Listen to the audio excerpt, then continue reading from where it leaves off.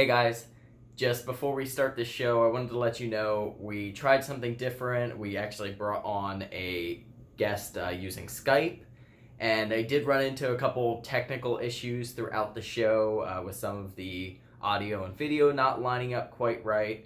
So bear with us. This was our first try, but I hope you still enjoy the video. What is up, guys? Welcome back. We have sort of a different show for you.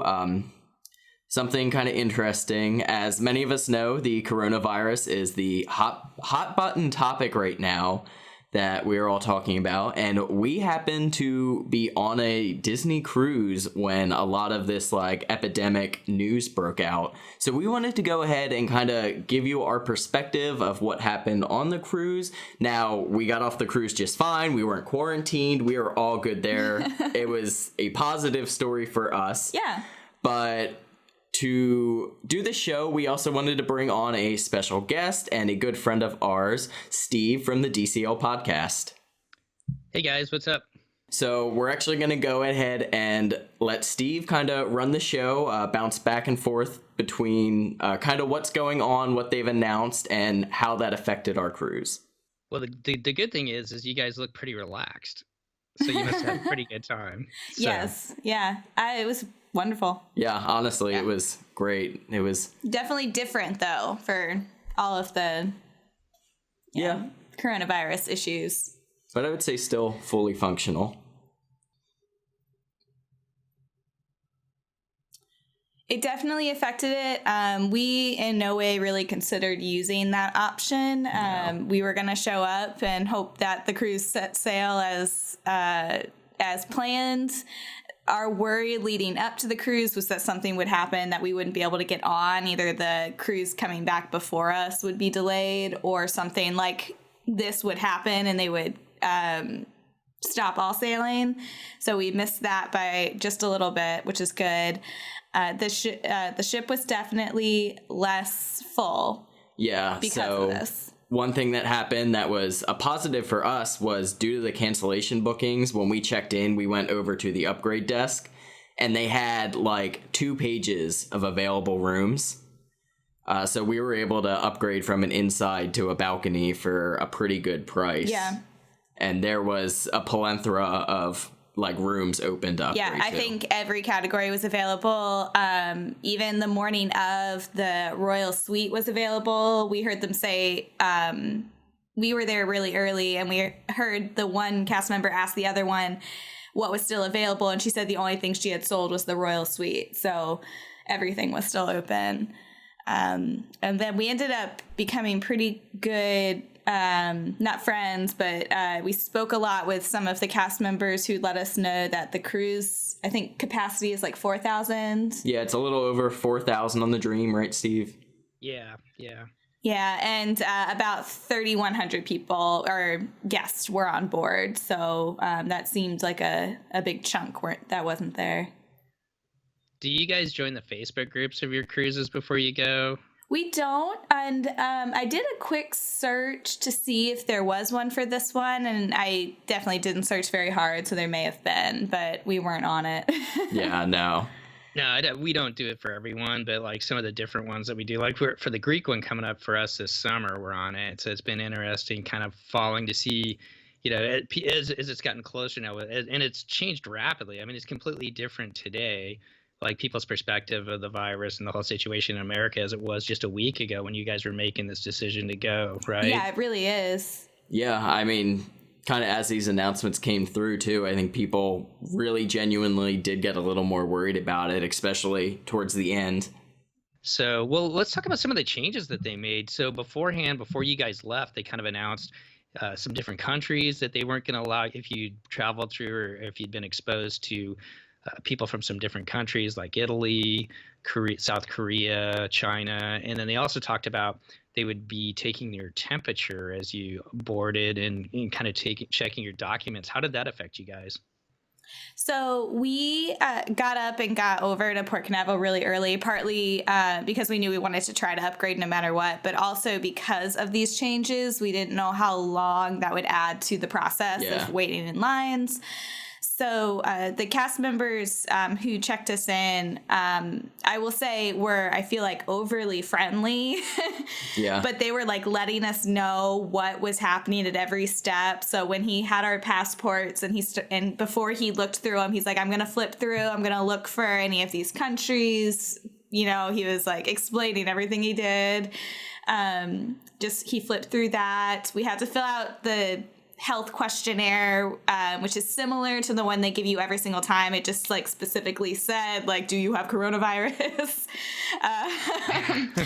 And then you actually don't get your temperature taken until right before you get on the ship. So like after they call your number, you go into the terminal or into the Mickey ears, and they had it really was like a touchless thermometer. I've never seen anything like that before. Yeah, so they had, first off, they were very clear. They're like, these are registered nurses. They were there in their scrubs. They had, credentials hanging on them. Yeah, and it was essentially like an infrared gun that they aimed at your forehead, and they took your temperature. It was like maybe a 5-second process. They looked at it and they said, okay, go ahead on board.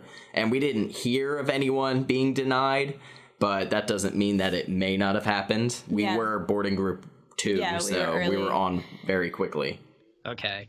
And I guess, I don't know if we threw it out there, but today's March 13th, 2020. And as of last night, they kind of announced that they're shutting down all of their cruises. There's one that left today right after you guys got off, right? Right. Yes. Yeah. So they're shutting down all the cruises through the end of the month. So my guess is, and I'd like to see what you guys think. I'm guessing that if they do start back up at the beginning of April, they're still going to be probably doing these same type of, they're still probably going to be checking people's temperatures and whatnot. So I'm guessing that people going forward until something changes drastically are going to be going through these same things that you guys went through. I would imagine so. Yeah, I mean, we don't have any information about that yet. I'm sure that they will be very clear when they, continue operations about what their procedure will be. Right. I shouldn't make any assumptions on it, but I'm just guessing if it starts back as fast as they do, that they'll probably still be checking people for where they've traveled possibly, and then their temperatures and stuff. Yeah, because they don't want to put everyone back into the basically like petri dish that is the cruise ship for like just everything to grow. So speaking of that, were you guys, thinking about cruising with Disney Cruise Line? You guys have cruised with Disney Cruise Line quite a bit. Were you worried about that at all as far as, stepping on the ship? I really wasn't, especially as they added these procedures. One being that we've cruised with Disney before, we know how clean they are. We know how much they're cleaning, making people wash their hands or like wipe their hands before going into all the food areas. Yeah, so for people that don't know, Disney Cruise Line as a whole has like a remarkable CDC score standard. All cruise lines get spot checked by the CDC pretty regularly for cleanliness.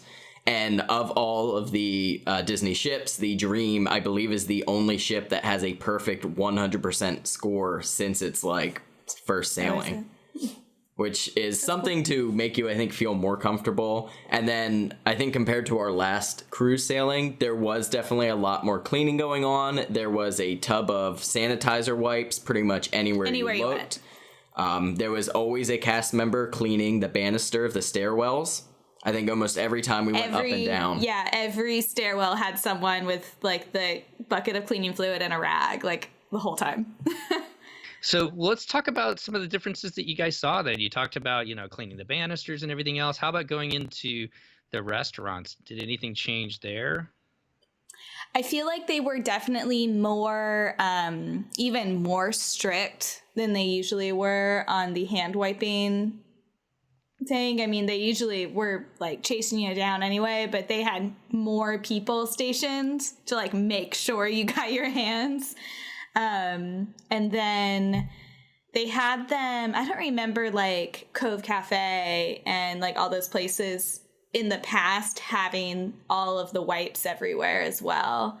But they also had them. I think any room you went into was supplied with more sanitizer wipes. And you can tell it wasn't like the normal stations. It was just like a box of sanitizer wipes that like you would buy at the store. Yeah. But they were everywhere. One thing we did notice from the get-go, the ice cream machine was full service. They never let anyone near the ice cream machine, like without a cast member being there.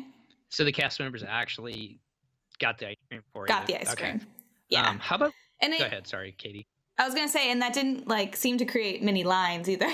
No, it was still fine. It wasn't like particularly hectic. I think at busy times they had more than one person out there, but most of the time it was just one person. They were wearing gloves and Yes. they would get your ice cream for you. Yep.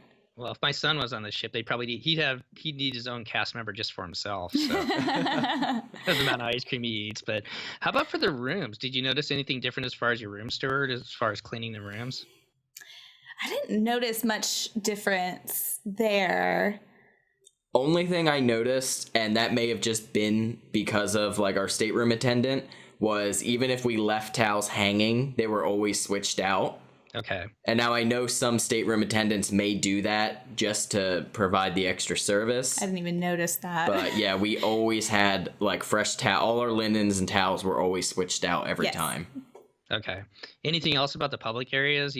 As far as, did you notice that people were actually using the wipes, like, going to the D lounge and taking in some like game show or something like that? Did you notice people actually using them as they came and went? Yeah, no, people were really, I noticed like in and out of the restroom areas, there were always people grabbing wipes. Parents were being very like, vigilant and like telling their kids to wipe their hands or making their kids wash their hands.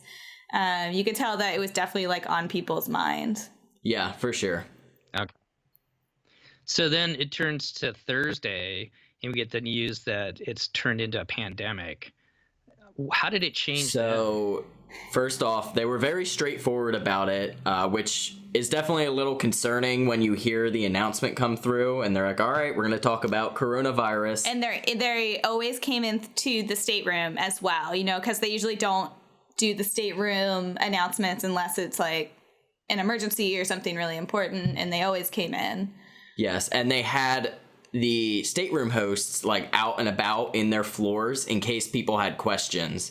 So I noticed people coming out of their rooms and they would like kind of holler to the stateroom attendant, ask them questions kind of about what was going on. But essentially they were announcing that it was, upgraded to, was it pandemic? Yes, pandemic.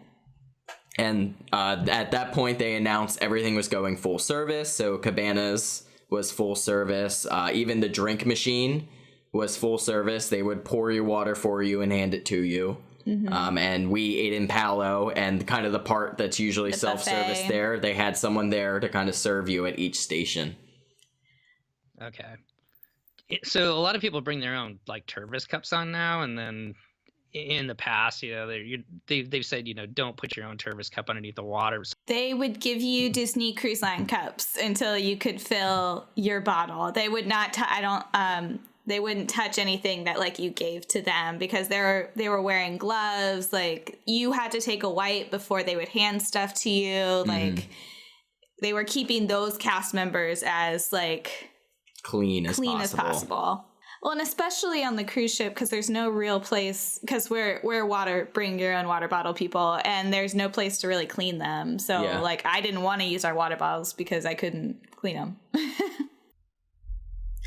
So the next announcement we got was later on Thursday. The captain had actually come on the speaker system earlier in the day to talk about like we were en route to Port Canaveral, smooth sailing. Here's the weather. This will be the last time he's speaking to us. So thank you for sailing, blah, blah, blah.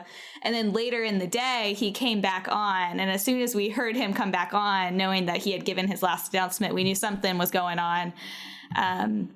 And again, we didn't have like internet access. We hadn't, been watching. We had disconnected completely. So that's when he came on and gave the announcement that Walt Disney World and Disneyland were going to be closed. As well as the cruise line would cease operation. Was it after the 15th? After the 15th. No, starting the 14th for starting cruise line. the 14th.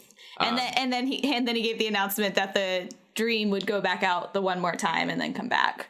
Yeah, and they basically just said, talk to, was it the planning desk if you had any of these like connected issues. Obviously, many people were planning to go to Walt Disney World. Yeah. And the resorts themselves were still operating. They currently have not announced anything where they're not planning to operate, but the parks are closing. Right. What was the mood like, I guess, once they announced that for on board?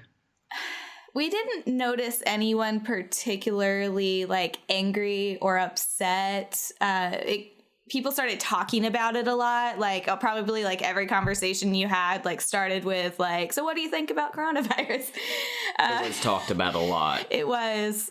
I could definitely see like, I feel like guest relations started having way more people at it every time we walked by.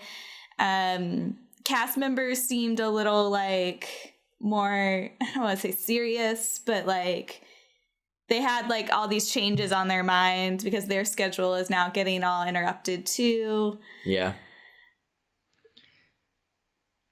So I guess to kind of finish up, unless there's anything else you wanted to talk about, or I really appreciate you bringing this up and letting everybody know kind of the changes that you guys saw and you went through. But beyond those changes, did you guys have a good time? We did. Yeah, we had an excellent time. And the whole time I was just really impressed with how they handled it. Like I couldn't have imagined like it going any more smoothly. Yeah, me too. And honestly, while we said, it's a petri dish if it gets on there, if it's not on there, you're very safe. Then you're quarantined and you're safe from everything. So it's like, one way or the other, like it's either the best place to be or the worst place to be. Yeah, so it was really great for us, honestly. In our case, it was the best. Yeah. Well, I'm glad you guys had a great cruise. And once again, thanks for getting this information out to everybody. I really do appreciate that. And what's next for you guys, I guess? Now things are kind of shut down. Did you have something booked in the future? We did an onboard booking. Yeah, which is for summer year. of 2021. One of the new releases, actually. Yeah. Okay. So working towards that Grand Slam. Yeah, we're going to go on the Fantasy. Oh, perfect. Yeah. So Eastern, Western, what are you guys thinking? Or Southern? I don't remember which one it was. I believe it is a Western Caribbean 7-night on the Fantasy out of Port Canaveral. Yeah. The whole time we just kept saying we wish we were on longer, so we decided to do a longer one. Yeah, 4 days. I think 5 days is like kind of a sweet spot, but anything less than 5 is tough, isn't it? Yeah. Yeah, we wanted to stay on. That 3-day looked real tempting. What 3 day? Oh, today. Oh, the one leaving today. It really did. Well, I would have traded my 4 days of work for your 4 days on the Dream any day. So I'm glad you guys Yeah, I would too. I'm glad you guys had a great cruise. Best of luck with anyone who has to go through and change all their plans, but I feel like Disney's really trying. So hopefully you get a new cruise booked. All right, absolutely. I think the only other thing we have to say is, Steve, thanks for coming on. We really appreciate you kind of guiding us in the conversation. Oh, no. Well, thanks for having me, you guys. I always love hearing what you guys are up to, and I wish you the best down there over the next couple of weeks as we kind of get through this blip through the economy and the whole cruising industry. Yeah, so that's for sure. Just all the best of luck to you guys, too, and we'll be talking to you soon. Yeah, absolutely. Yeah. Well, that's going to do it, guys. I hope you enjoyed the video. If this has affected any of your plans, specifically any of your Disney travel plans, cruises, and whatnot, let us know in the comments below. We're interested to see kind of how this is affecting other people. Thanks for watching. If you enjoyed the video, make sure to like, subscribe, ring the bell, all of that YouTube-y jazz, and we'll see you later. Bye. Hey, just wanted to thank Steve again for coming on the show. If you guys enjoyed this different style of video, let us know in the comments. I did clip a few segments out. If you want to listen to the whole thing, you can find that at the DCL podcast on Stitcher, Apple Podcasts, Spotify, and anywhere else where you listen to your audio content. Thanks, guys.